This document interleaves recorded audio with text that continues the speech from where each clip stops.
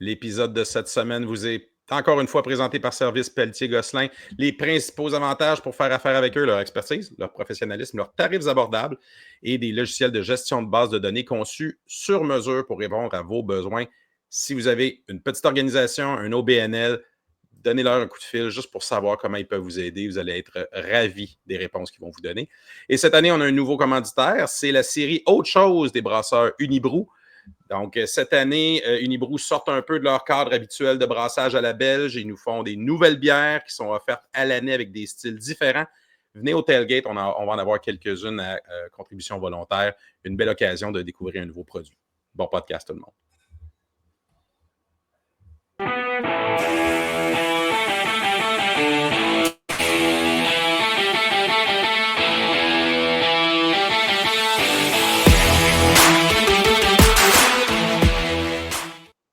De retour avec les Snoro habituels pour cet écho des montagnards. Saison 5. Ça fait déjà 5. Oui, c'est la 5e saison. Excusez, on a commencé ça en plein COVID alors qu'on ne pouvait pas sortir de chez nous. Fait que, c'est logique. Fait que, une autre conséquence malheureuse du COVID, ce podcast. Donc, et comme vous avez vu, là, l'intro est encore en mode pré-saison. Hein? Il va falloir trouver un petit remède à ça. Hey, avec moi, Tam et François MDM. Bonjour tout le monde. Bon début de saison. Salut. Donc, pour l'épisode cette semaine, comme à l'habitude, en début de saison, on n'a pas beaucoup de football à jaser, mais on a du football qui s'en vient. Donc, on va se faire un petit tour d'horizon de, qui nous a quittés cette année chez les Bleus, qui sera avec nous cette saison. Et qu'est-ce qu'on a vu? Moi et Tam, on est allé faire un petit tour au Sepsum pour le match pré-saison de cette semaine contre les GGs d'Ottawa. Une expérience un peu différente en mode admission générale. Fait que ça, on va pouvoir en parler un petit peu. Et puis, on va aussi faire un tour sur ce qui s'est passé, ceux qui avaient des matchs hors saison dans le reste du Canada et préparer la semaine 1 au Québec et ailleurs. Donc, pour commencer, Tam, je te donne le volant pour parler de nos départs qui étaient connus et d'autres qui sont peut-être plus des surprises. Ouais, non, mais c'est ça. On sait tous que Joe est parti. On ne passera pas 10 minutes là-dessus parce que tout le monde en a parlé. Joe est parti? Joe est parti. Parti à Nesty. Oui, il a décidé de faire la transition vers la vie professionnelle. Donc, bonne chance à lui pour ses projets futurs. À un moment donné, il faut payer le loyer. C'est correct. Là, on a eu quelques départs sur la ligne offensive avec Levac, l'évêque Galland, Falls, ce qui va amener des nouvelles personnes sur la ligne et tous ceux qui sont remplaçants avec un peu d'expérience universitaire. Mais moi, j'ai bien aimé ce que j'ai vu au match préparatoire. Levac, il restait des années, mais il était tellement magané que... Ouais. C'est plate parce qu'il était pressenti pour faire une carrière professionnelle. Il y en a beaucoup avec la COVID aussi qui ont fini leurs études. On a eu quelques départs comme ça. Paul avait terminé. Il ne voulait pas faire des études supérieures, si je ne me trompe pas. Donc, comme ça, on a perdu des joueurs. Mais c'est le cycle universitaire. C'est le cycle universitaire. Hein, on était chanceux l'année passée. Il y en a beaucoup qui sont revenus avec la clause COVID. Normalement, on aurait eu un moins gros choc que cette année dans l'entre-saison. Carl Chabot s'était annoncé. On savait qu'il s'en allait. Carl Chabot avait déjà joué ses 6 saisons. Là, avec la COVID, il avait joué une année de plus. Plus que plus. Oui. On a notre médecin, l'anglais, qui se consacre maintenant à la médecine à temps plein. Dommage. C'était un très, très bon receveur qui a été pas assez bien utilisé, à mon avis. Nos grosses pertes sont sur la ligne défensive. On a Fontenard, Ojo qui est maintenant avec Toronto dans la CFL, Samuel Fortin qui était dans la rotation l'année dernière sur la ligne. Mais on a plein de profondeur, plein de nouveaux joueurs. Je ne m'inquiète pas à cette position-là. Les demi-défensifs, c'est la position où on a perdu le moins de monde. C'est essentiellement les mêmes gens qui vont voir les postes de partant ou du moins ils vont avoir de la compétition. Et sinon, chez le secondaire, Nicky Farinaccio qui est avec Calgary. Lessard qui avait déjà annoncé comme Joe qui ne revenait pas, peu importe ce qui se passait professionnellement dans l'entre-saison. Donc, c'est ça. Quand même des grosses pointures. Là.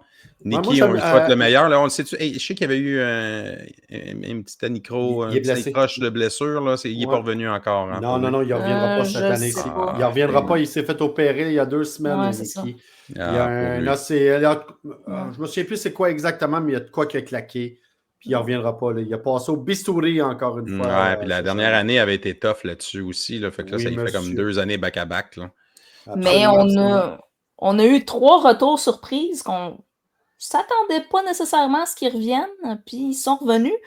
Le premier étant Hassan Dosso, qui, après une année de blessure, est revenu, d'après moi, soit demandé, a utilisé la clause COVID ou la clause de blessure qui permet de jouer une année supplémentaire. Il y a une clause blessure qui te permet de... Oui, si tu manques une année de football, tu peux demander une clause. C'est comme une clause compassion, on appelle. Là. OK. Certains joueurs dans le passé l'ont utilisé pour lui, c'est comme une dernière chance d'essayer de se faire voir pour jouer pro aussi. Donc, un beau corps de receveur, par exemple. Il y a beaucoup de noms qui sont familiers là-dedans. Là. Weddens Alexandre, qui a pas mal moi, de terrain. je ne veux pas être dans les culottes de Yadeluka en ce moment. Il y a eu plein de belles choses pendant le match pré-saison. De choisir ses 10 receveurs, ça va être compliqué.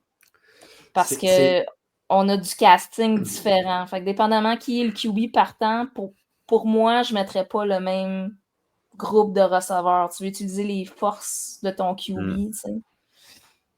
Mais ça reste bizarre parce que tu vois, les 2 dernières années, on avait à peu près les mêmes affaires, les mêmes receveurs. Et pourtant, on ne peut pas dire qu'on a été avantagé. On a chialé souvent contre les ballons échappés. On a chialé souvent, puis pourtant, on avait une meilleure carrière de génération. Je ne parle pas nécessairement des vétérans ici, ce qui est considéré comme vétéran ici. Ceux qui sont rentrés l'année dernière ou qui sont rentrés cette année, il y en a plusieurs qui ont bien fait, qui ont un casting, qui ont des bonnes mains. Mais même en pré-saison, ce sont pas mal... ils savent que l'eau est chaude. Là. Il n'y a pas eu de ballon droppé ou... C'est que tu arrives avec une dynamique offensive qui est différente aussi. C'était l'offensive de Jonathan. Exactement. Là, c'est autre chose. Là. Il n'y a pas de corps arrière numéro 1 évident, coupé au couteau. Il y a plusieurs challengers. Il y a des favoris, mais il y a plusieurs challengers. Pour les porteurs de ballon, c'est un peu la même chose. Bon, on a vu Dembélé au match Dembélé, pour moi, la pole. Qui est probablement en avant sur les autres, mais en même temps, des porteurs de ballon. Est-ce que tu en as trop, de toute façon? Tu n'as jamais trop de porteurs de ballon. Ils se cassent tous. C'est une position friable. Hein? Les gars se font tapocher. Qu'est-ce que tu veux qu'on fasse? On a vu pour la première fois en 3 ans Théagène être habillé et porter des ballons. Exact. Ce gars-là est redshirté depuis 44 ans. Il doit avoir 68 ans s'il y a encore une année d'éligibilité. Non, il est jeune. Là, il a comme 20 ou 21. Là. C'était une blague. Oui, non, je sais mais ça fait tellement longtemps qu'on l'attend. Bizarrement, c'est un running gag pour toutes nous autres de dire mais c'est-tu cette année qu'on va le voir? Je ne savais même pas s'il existait vraiment. Assez que vous m'avez envoyé le vidéo de lui qui courait. Pour me dire qu'il existait vraiment.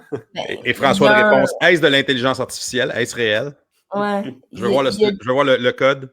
Ouais. Il y a des belles qualités, mais en même temps, il y a une belle profondeur. Puis je pense que les porteurs qui vont être choisis, la profondeur chez les porteurs qui vont être habillés, ça va être ceux qui sont capables de faire des blocs. Ceux qui sont capables de jouer sur les unités spéciales, parce que c'est ça. Là, ça va être une combinaison de tout ça, là, parce qu'on ne peut pas habiller tout ce beau monde-là.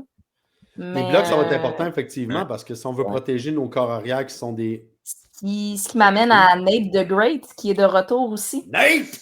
Fait que lui et Bartalou vont être nos 2 fullbacks. Bartalou qui a... C'est-tu moi où il a fait beaucoup de faux filades au match préparatoire? Mais Eric, c'est lui, comme l'année passée. L'année passée, c'était lui qui son poste. C'est littéralement son poste. Moi, je me souviens que... c'est lui qui fait les long snaps aussi. C'est ça. Rémi en a parlé dans un podcast cette semaine qu'il l'avait utilisé l'année qui est devenu le coordonnateur offensif à Saint-Jean, il l'avait utilisé justement parce que tous ses QB étaient tombés au combat. Puis il avait utilisé Mathieu Barcelo parce qu'il avait déjà été QB quand il avait 14 ans là, ou 2 ans ou whatever. Puis que malgré ça, il avait bien fait. Mais tu sais, il y a une shape, il est solide. Il y a une shape de fullback. Oui, c'est ça. Il y a une expérience en arrière. Mais oubliez jamais une chose. Comment ça s'appelle? Gab Cousineau, notre coordonnateur offensif, l'a dit plusieurs fois. Il préfère utiliser pour les faux filades les faux filades comme ça, il préfère utiliser un joueur qui est chaud, un joueur qui a déjà fait, qui est entraîné, qui est réchauffé, plutôt que ton deuxième corps arrière qui fait juste tenir des pads parce que c'est quand même quelque chose qui est physique. Donc, depuis au moins 3-4 ans, c'est la routine que Gab fait. Vous vous souvenez, on avait mis Heineken, on avait mis, il y avait des receveurs. Il y avait mis Chabot à un moment donné. Exactement. Et Barcelo, mais mine de rien, comme le Roger Hart le fait aussi avec un ou deux autres fullbacks, ils ont la chaîne de l'emploi. Ça défonce, il est gros, il est bon. C'est une bonne idée. Quand tu as juste une verge à aller chercher, tu donnes des chances. Puis, mettons, là, il a déjà lancé des ballons. Il l'a fait au collégial. Il y a une opportunité avec ce dude-là de faire un trick play. C'est pas son rôle, je vous le dis. Mais moi, je l'aime bien, lui. On risque de le voir plus souvent qu'autrement. Tam, ramène-moi dans l'autre slide, s'il te plaît. Je veux juste qu'on prenne une minute parce que je veux dire, la position la plus importante au football reste corps arrière. Je pense qu'on passera à côté du sujet de ne pas en parler. On a 4 corps arrière, corrigez-moi si je me trompe, qui ont vu du terrain au match préparatoire. Puis on a 4 corps arrière sur notre line-up aussi.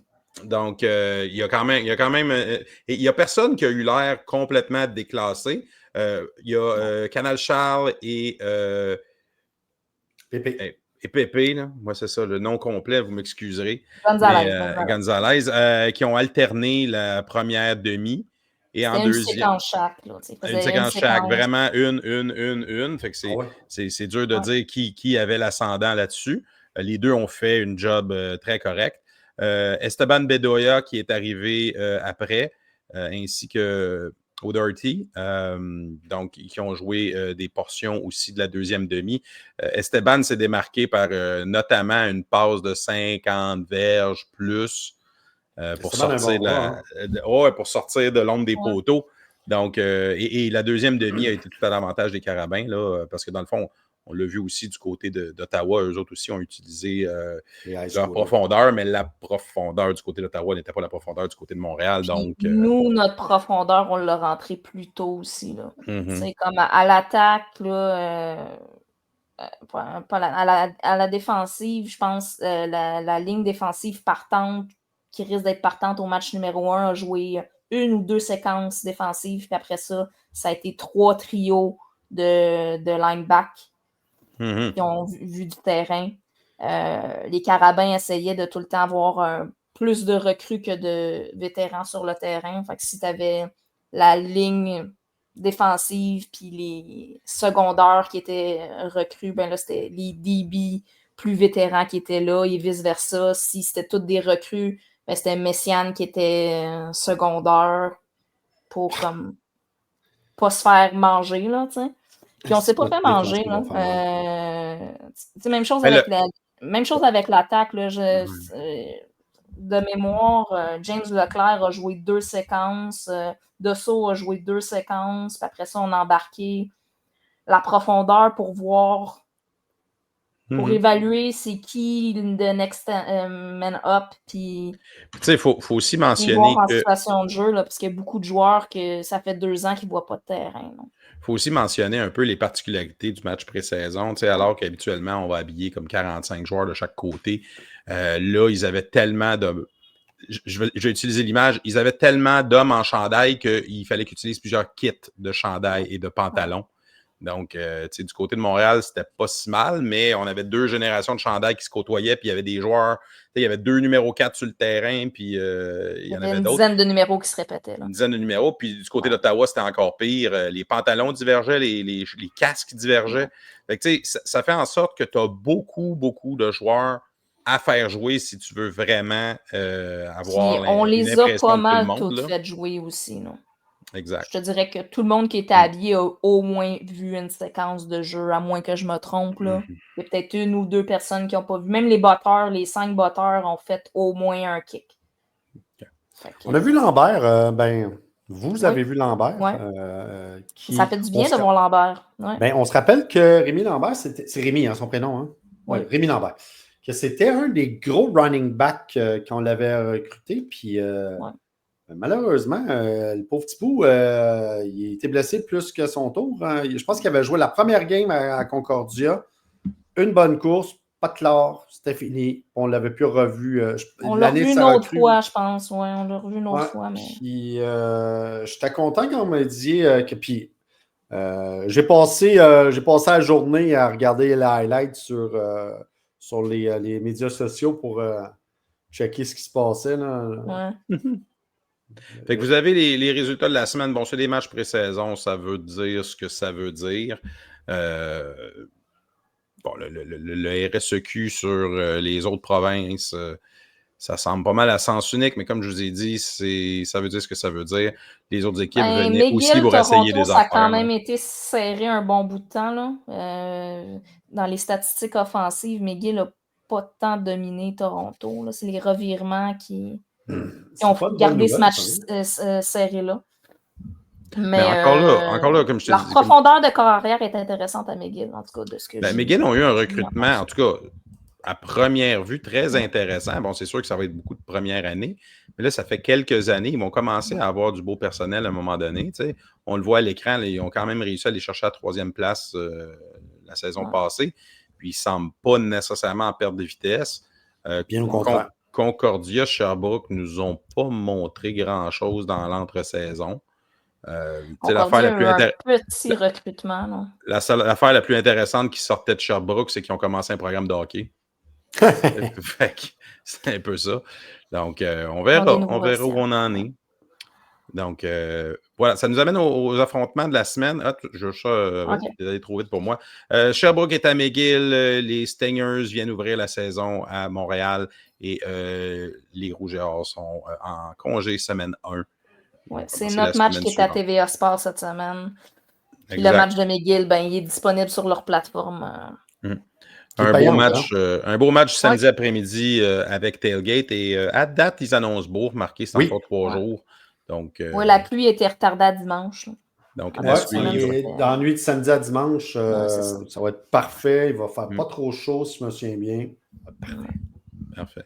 Fait que voilà, c'est ce que ça nous amène. Un peu de statistiques en bref, mais comme j'ai dit, en gros, là, on a eu un match somme toute assez équilibré en première demi, même si les Carabins ont statistiquement eu l'avantage. Puis on finit la première demi avec 3 points d'avance. Mais en deuxième demi, on oublie ça. Là, offensivement, Ottawa n'a pas fait grand-chose. Ottawa a eu 3 gros jeux dans ce match-là, that's it. Oui. Mais il y a quand même eu des belles passes. Oui, non, c'est ça. Là. Offensivement, non? Le premier place. Je pense à un gros jeu là, qui a mené, je pense à leur deuxième placement, qui était une couverture, un jaune blitz complètement raté de l'autre côté, puis ça a donné, je pense, un jeu de 30 verges pour Ottawa, qui était peut-être le plus gros de la journée. Oui, mais ça, c'est la règle de ne pas toucher au botteur puis au corps arrière qui est comme passé un peu dans le beurre, qui ont laissé aller. Ah, je parlais même pas de celle-là, je parlais d'une passe. Pas ce jeu-là. Mais oui, il y a eu ce jeu-là aussi, parce que ça, c'est une autre chose. Ceux qui étaient présents au Sepsum, il a fallu que l'annonceur nous l'explique un peu, parce qu'après le premier jeu, tout le monde est resté un peu pantois. Je pense que c'était contre les Carabins, d'ailleurs. La ligne offensive d'Ottawa, la ligne défensive d'Ottawa qui est rentrée, puis l'arbitre arrête le signal aussitôt qu'un joueur défensif a une ligne vers le corps arrière, où il touche. Fait que là, on a tout figé. Pourquoi le jeu est arrêté? C'est parce que c'était une mesure de protection des corps. C'est arrivé plusieurs fois des deux côtés que le corps arrière se mette à courir, puis là, que le ref siffle, il arrête le jeu parce qu'il ne veut pas de contact sur le corps arrière. Je me souviens c'était peut-être le 3e corps arrière d'Ottawa à un moment donné qui a décidé qu'il faisait un scramble. Puis moi, dans ma tête, je disais, hey, t'as oublié les règles. Là. Aussitôt qu'un joueur des Carabins est passé proche, le sifflet a parti. Match normal, il aurait peut-être pu briser un plaqué et continuer à courir. Là, il n'a même pas eu la chance de. Ça a donné des situations un peu bizarres. C'est pour ça que je vous dis que les statistiques que vous voyez, il faut en prendre et en laisser parce que le nombre de sacs du corps que vous avez là-dessus n'a aucun sens. Ce n'est pas la réalité. Ce ne serait pas arrivé dans un match avec des règles régulières. Comment vous avez trouvé notre défensive? Moi, j'ai J'étais bien pas là, aimé. puis on en parlait tantôt. On a quand même eu beaucoup de pertes. Fontenard qui est parti, mine de rien. Fontenard qui part, puis Ojo. Je suis sceptique encore. Je pense que mon impression, c'était que ça va être une défensive de groupe. Et donc, pas nécessairement certaines superstars, tu sais, un Ojo Comme il y ou a un 2 ans, Fontenard mettons. qui défonçait la ligne puis qui créait le chaos, puis là, on était capable de créer des choses avec ça. Je pense que ça va être en unité, mais le problème avec une défensive d'unité, c'est que les assignations deviennent très, très, très importantes. Chaque personne devient très, très important. Et ça, pré-saison. Donnons une semaine de plus, ça peut faire des miracles. Je pense que Blaise va avoir un rôle important. On l'a vu jouer. Il jouait comme dans une position hybride entre DB et secondaire. Fait que dépendamment de la formation. Il est supposé être middle linebacker, Ouais. lui, là. Puis il se promenait, là. Tu sais, des fois, ils l'ont essayé à toutes les sauces dans ce match-là. Là. C'est probablement le joueur qui a joué le plus, là. En tout cas, qu'on a vu le plus sur le terrain. Ça va être intéressant. Chez les packages de D-line, comme j'ai mentionné, on a joué 4 trios de D-line.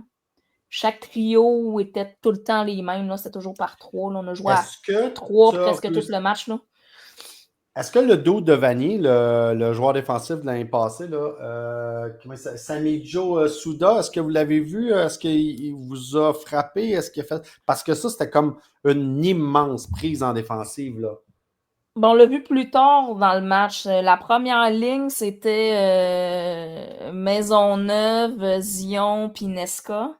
Eux, ils ont joué 2 ou 3 séquences en début de match, puis après ça, on les a plus revus du match. Ou si on les a revus, individuellement, sont arrivés. Là. Ouais, c'est ça. Là. C'était quasiment absurde. Puis après ça, ça a été sur la ligne que moi, j'ai remarqué le plus, c'était la ligne de...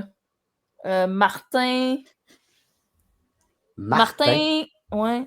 Stephen Martin qui est un recruté de cette année. Martin, tu me dis. Hein? Ouais.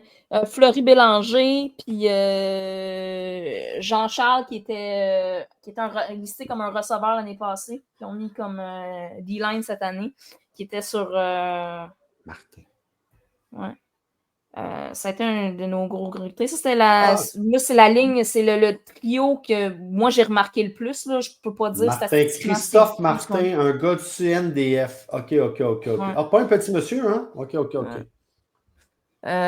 Puis là, après ça, dans les 2 autres lignes, c'était les autres D-line. Je ne passerai pas au travers, mais toutes les D-line ont vu du temps de jeu. Là. OK. Puis de façon à peu près égale. Là. Je pense qu'on voulait évaluer les combinaisons puis les positionnements. Certains trios étaient meilleurs pour rentrer dans la ligne, d'autres étaient meilleurs sur la protection puis la couverture. Donc, ça va être intéressant de voir. Ça va vraiment être intéressant de voir qui va être habillé en première année. C'est pour la première année. Hein? Exact, c'est ça. Moi, j'ai l'impression qu'on va voir une rotation, que dépendamment des équipes. On avait fait ça il y a 2 ans. Hein? Oui, mais tu sais, dépendamment des équipes qu'on affronte, on va rentrer certains joueurs selon le type d'attaque qui roule. Moi, j'ai cette impression-là. Il y a 2 ans, ça fonctionnait très bien. Là, je veux dire, oui, parce qu'on avait une shit de joueurs. Puis c'était ça il y a 2 ans. C'est pour ça que je dis que, tu sais, Eric, quand tu parlais qu'on va jouer en comité plutôt qu'en individu, c'était exactement ça il y a 2 ans. Puis c'est là qu'Ojo, qui a éclos qu'on a dit OK, ce gars-là est plus grand que nature. Oui, c'est ça. Je dis pas qu'il n'y a personne qui va sortir du lot. Je dis que d'entrée de jeu.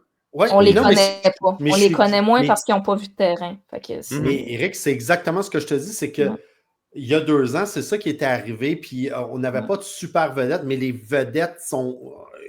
on n'a pas de super vedettes. Fontenard était quand même là depuis un bout, mais tu sais, c'était ça, puis il y avait une rotation sur la D-line, puis comme on a beaucoup de joueurs, mais ça permet d'avoir des petites pattes fraîches constamment. Exact. Mais là, on parle de D-line, mais les secondaires, tu regardes la qualité du recrutement de cette année. Parlons de ce qu'on avait déjà l'année passée. Tu as des gros monsieur. Je comprends qu'on a perdu Nicky, je comprends qu'on a perdu Lessard, mais bordel, Blaise, c'est pas un pied-tillerie, là. Et Messiaen est de retour aussi, là. T'sais. Ouais. Fait Puis que, le grand là, qui se gratte les pieds sans se pencher, là, c'est quoi son nom déjà? je sais pas, là, j'ai pas ton référent. Ah, là. tabarnak. C'est lui qu'on a mis en plein milieu à place de à place de Mickey l'année passée. Bon, là, ça me fait chier que j'ai pas. Goudreau, Non. Je vais le trouver. Je dois le trouver. Nicolas Là, Roy. Non, Nicolas Roy, ça, c'est notre Sam, ça. Oh, non, je le pas- sais, mais je te nomme des joueurs, là. Je suis comme. Non, l'autre, le On va finir par le grand, trouver. le grand, je vais le trouver. Anyway. Mais allez Ah, voir. Tu vas trouve-les, Frank. En attendant, on va parler du premier match de la saison. Dans le Bonne fond, les Stingers de Concordia qui s'amènent. Ouais, les résultats de la semaine. avant de parler du premier Ouais. match de la saison, il y a eu d'autres matchs hors concours. Rien pour parler à son père, sa mère. Là. Vous regarderez Il y a l'Atlantique qui en a joué un. BU est allé se faire piétiner à Québec. Hey, ça, là, le premier jeu du match. J'espère que pour ça, ils ont ramassé la facture. Pour un 7 points. Retour de beauté pour 7 points. Ça a starté le match de même. Check les stats offensifs, c'est pas exceptionnel pour 52 points. Mais c'est un rouleau compresseur. T'sais, Laval a essentiellement la même équipe que l'année passée. Ils ont perdu que 2 ou 3 joueurs clés. Là, je veux dire, Non, ça va être l'équipe c'est eux qui partent favoris. Là. J'ai trouvé mon joueur, by the way. Hein, c'est c'était Mohamed El Chal, le grand numéro 45. Oui, tu le dis, j'allume. Là. Ben oui, mais il a fallu que je descende. Si t'aurais dit mon compatriote ou quelque chose, j'aurais compris, mais. Là, voir que je savais ça, moi, en plus. Non, mais. Peu importe. Donc, on commence à regarder ce qui se passe chez les autres équipes. On voulait parler de Concordia, mais Tam, tu nous avais quand même fait une slide, voir qu'est-ce qu'on a comme carrière dans les autres équipes de la Conférence Québec. Bon, on l'a dit, Montréal, c'est probablement Canal Charles qui devrait commencer, mais pas par 1 kilomètre. 50-50, là. 50-50. 51-49, d'après moi. Attendez. 50-50 entre Pépé et Charles, puis vous m'avez dit qu'Esteban avait fait quand même une bonne job. Oui, mais je pense pas qu'il va start. Il y a eu 2 séquences offensives. Là, on s'en reparle après 4 matchs. Ouais, moi, je te dis, contre Concordia, c'est qui le premier carrière qui va embarquer? D'après moi, le premier qui embarque, c'est Canal Charles. Puis d'après moi, où ils sont classés, on est à 51-49. S'il faut que l'attaque avance pas un peu, on essaye autre chose. Il ne faudrait pas qu'on fasse. Vous vous souvenez de l'année de Morin, la première année que Morin est arrivé, où on s'est mis à faire une alternance entre lui et un Archambault, où je ne me souviens plus. C'était bordélique. Mais Canal Charles mérite sa chance quand même. Là, il a attendu 2 ans. Non, puis on regardait. Il n'est pas mal fait non plus. Là, on regardait sur le terrain, là, je veux dire, en termes de qualité, il n'y a pas. Visuellement, ça ne paraît pas. Ça va être dans l'exécution. Ça, c'est à l'effort. On s'entend côté talent brut, c'est Pépé. Mais Canal Charles, c'est 3 ans quand même à voir du football à la vitesse universitaire. Là. Puis de connaître le livre, puis de connaître les joueurs, puis de connaître les défensifs de l'autre côté. Mais il y a quand même un avantage non négligeable. Ouais. Donc, tu es en train de dire que Esteban va encore se faire un pépé, là? Parce que ça va être la troisième fois qu'il va se faire passer devant par Pépé. Mais comme je t'ai dit, on s'en reparle dans 4 matchs. Oui, c'est ça, là, on ne sait pas. Là, un coup mal placé, puis l'organigramme vient tout de changer. Je ne souhaite rien de mal à personne. Là. Non. Juste que la vie de footballeur, c'est ça. Je touche du bois. On a été relativement chanceux côté blessure QB dans les dernières années, mais souvenez-vous des certaines années où on était rendu au 3e, 4e QB. Là. Qu'on avait plus de QB puis qu'on jouait à Wildcat. Je touche du bois, là, mais je veux dire, moi, je suis aussi à l'aise avec Bedoya ou Lincourt aussi. Là, je veux dire, on n'a pas eu cette profondeur. On n'a jamais eu cette profondeur de QB-là dans notre line-up. Là.